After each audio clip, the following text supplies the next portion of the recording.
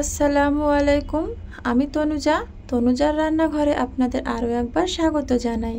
ময়দা আর আলুর মিশ্রণে এমন এক মজাদার নাস্তা রেসিপি শেয়ার করেছি যেটি একবার খেলে বারবার খেতে মন চাইবে এবং যে কেউ যখন তখন বানিয়ে নিতে পারবে। তো চলুন ভিডিওটি শুরু করা যাক।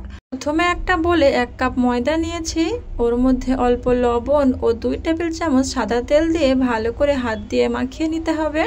আটাটা ঠিকমতো ময়ান দেওয়া হয়েছে কিনা বোঝার জন্যে হাতে অল্প একটু আটা নিয়ে মুঠো মেরে দেখতে হবে।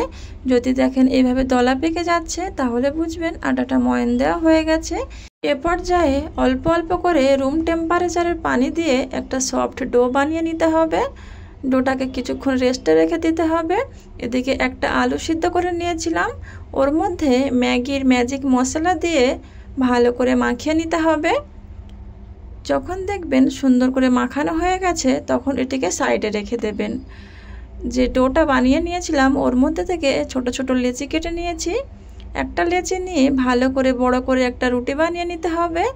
এরপর ওর মাঝখান থেকে কেটে দিতে হবে। এরপর একটা পাশে আলুর পুরগুলো দিয়ে ভালো করে লাগিয়ে নিতে হবে। এরপর উপর থেকে রুটিটা নিয়ে এসে ভালো করে সেট করে দিতে হবে।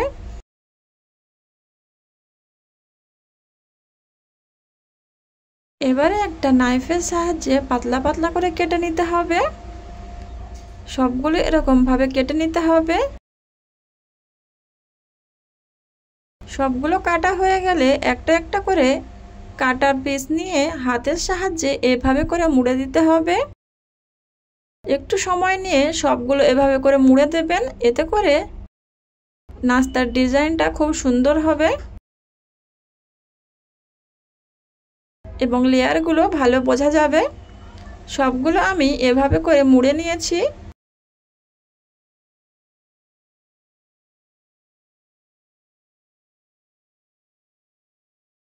এবারে হাত দিয়ে উপর থেকে মুড়ে এভাবে করে নিচের দিকে টেনে টেনে নিয়ে আসতে হবে, এতে করে ডিজাইনটা খুব সুন্দর হবে।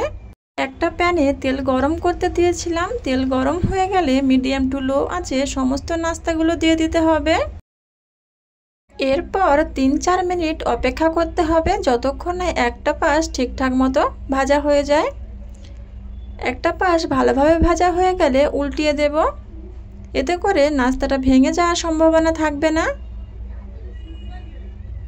সবগুলো এভাবে উল্টিয়ে দিয়ে চামচের সাহায্যে তেল ছিটিয়ে ছিটিয়ে ভালো করে এপিট ওপিট ভেজে নিতে হবে ক্রিস্পি করে।